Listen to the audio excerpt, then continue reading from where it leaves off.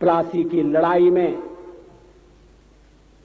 जितने लोग मैदान में लड़ रहे थे उससे ज्यादा लोग मैदान के बाहर खड़े होकर तमाशा देख रहे थे, लड़ाई का परिणाम सुनने की प्रतीक्षा कर रहे थे। देश के भाग्य का निर्णय होने जा रहा था, मगर उस निर्णय में सारा देश शामिल नहीं था। विदेश मंत्री के नाते मैं अफगानिस्तान गया था। आपको सुनकर ताज्जुब होगा, अफगानिस्तान के अपने मेजबानों से मैंने कहा मैं गजनी जाना चाहता हूं, गजनी। पहले वो मेरी बात उनकी समझ में नहीं आई, कहने लगे गजनी तो कोई टूरिस्ट स्पॉट नहीं है, गजनी में कोई 5 स्टार होटल नहीं है, गजनी में आप जाकर क्या करेंगे, गजनी में आप जाकर क्या देखेंगे। मैं उन्हें पूरी बात नहीं बता सकता था। मेरे हृदय में कहीं गजनी कांटे की तरह से चुभ रहा है। जब से मैंने गजनी से आए एक लुटेरे की कथा पढ़ी है और किशोरावस्था में पढ़ी है, मैं देखना चाहता था वो गजनी कैसा है। आपको सुनकर ताज्जुब होगा, महमूद गजनी का अफगानिस्तान के इतिहास में कोई स्थान नहीं है।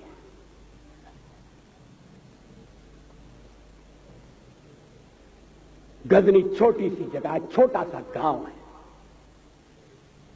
कल्पना करिए सैकड़ों साल पहले वहां धूल उड़ती थी, झोंपड़ियां थी, मगर एक लुटेरा लुटेरों को इकट्ठा करता हुआ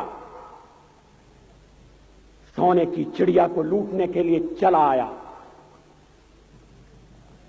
आपस की फूट से जो राजा है वो लड़ेगा, जो क्षत्रिय है वो लड़ेगा। हमने समाज के बहुत बड़े वर्ग को लड़ने के अधिकार से वंचित कर दिया। हमने उन्हें हथियार नहीं उठाने दिए। मार्शल नॉन मार्शल के आधार पर हमने समाज को बांट दिया। वो लुटेरा सोमनाथ के मंदिर तक चला गया। पुजारी देखते रहे। मंदिर की पूजा भक्तों को करना पड़ती है। मंदिर तो एक प्रेरणा का केंद्र है। मैं देशपांडे जी की तरह से नास्तिक नहीं हूं, मगर उनकी नास्तिकता में भी जो आस्तिकता है मैं उसका आदर करता हूं, उसका सम्मान करता हूं।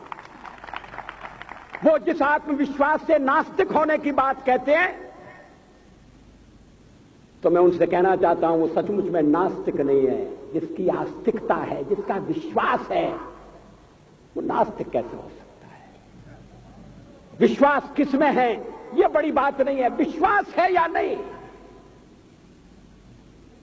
हमने समाज के बहुत से बड़े वर्ग को विश्वासहीन बना दिया।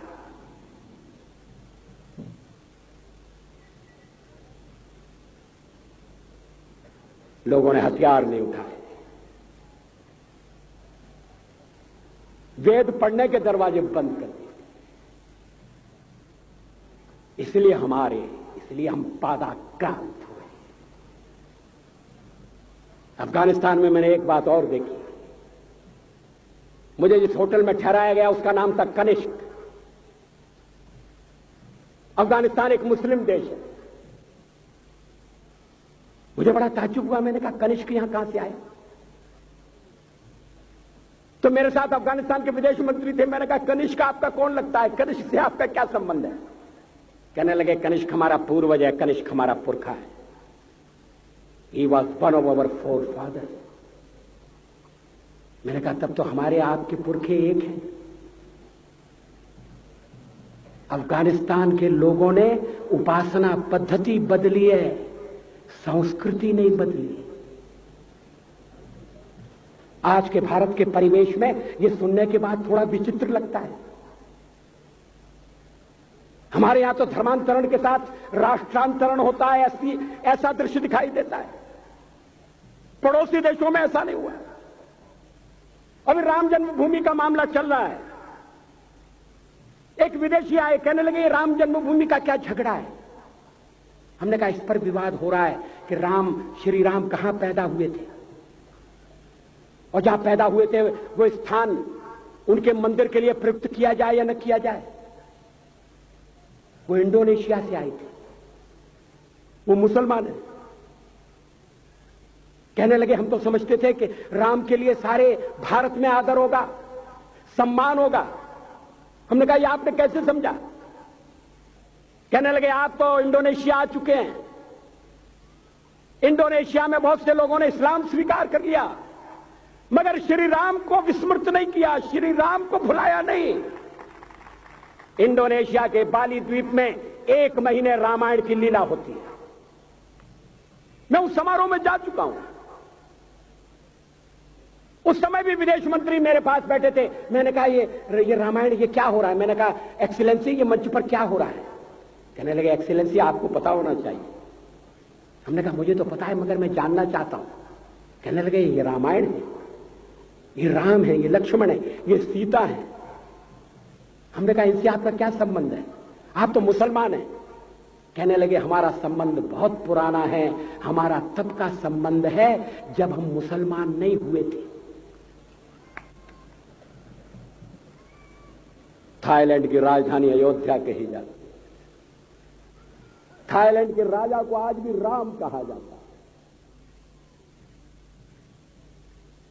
सावरकर जी ने हिंदू राष्ट्र की बात की, हिम्मत के साथ। बुनियादी तौर पर भारत हिंदू राष्ट्र है,